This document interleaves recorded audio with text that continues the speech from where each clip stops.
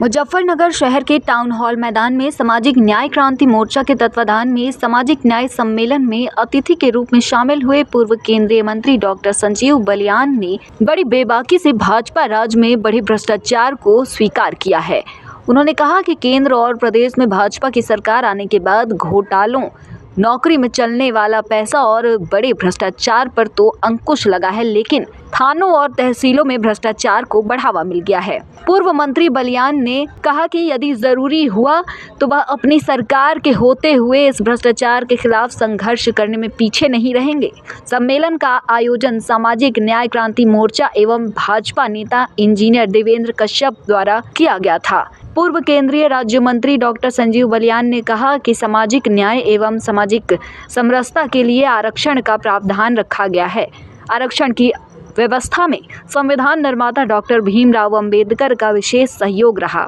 उन्होंने कहा कि पिछले 7 साल से प्रदेश में भाजपा की सरकार है। सरकार का प्रयास है कि पिछड़े समाज के लोगों को ज़्यादा से ज़्यादा सरकारी योजनाओं का लाभ मिल सके। उन्होंने कहा कि सामाजिक न्याय का उद्देश्य ही समाज की असमानता को दूर करना है। दलित, पिछड़ों और गरीबों के उत्थान के लिए जन जागरूकता जरूरी है। या शेड्यूल SC ST में ईसाई और बैकवर्ड में OBC में मुस्लिम हर जगह करीब करीब आरक्षण ले रहे हैं। जब धर्म परिवर्तन होगा, धर्म का आधार पर आरक्षण नहीं है तो उन आरक्षण को और अति पिछड़े समाज को आरक्षण का लाभ ज़्यादा से ज़्यादा कैसे मिले, जो असमानता है वो असमानता कैसे दूर हो, इन कुछ मुद्दों पर आज की मीटिंग इंजीनियर देवेंद्र कश्यप के द्वारा बुलाई गई थी। मंत्री जी, आपने कहा थाने और तहसीलों में जो भ्रष्टाचार चल रहा है उनके खिलाफ भी अब आंदोलन करना पड़ेगा, धरने में बैठना पड़ेगा, चाहे सरकार हमारी भी हो। उसको लेकर क्या कहना है? देखिए, मैं तो स्पष्ट करता हूँ कि जब से भारतीय जनता पार्टी की सरकार बनी है, मोदी जी देश के प्रधानमंत्री बने हैं, एक तरह से आप कह सकते हैं कि राजनीतिक जो भ्रष्टाचार था वो तो समाप्त है, लेकिन कहीं ना कहीं थाने के स्तर पर जहाँ गरीब व्यक्ति को जाना पड़ता है उस पर आज भी भ्रष्टाचार दिखाई देता है। रोज लोग मिलते हैं और पिछले कुछ दिनों से ज़्यादा बढ़ा है, चाहे वो तहसील के स्तर पर हो, थाने के स्तर पर हो। और अगर इसी तरह से जारी रहा, आप भी पत्रकार हैं, आप भी मीडिया के साथी हैं, आपको भी बहुत से लोग रोज मिलते हो, तो इसके खिलाफ आवाज़ तो उठानी पड़ेगी, लड़ना पड़ेगा। अपनी सरकार है तो भी इसके खिलाफ आवाज़ उठाएंगे।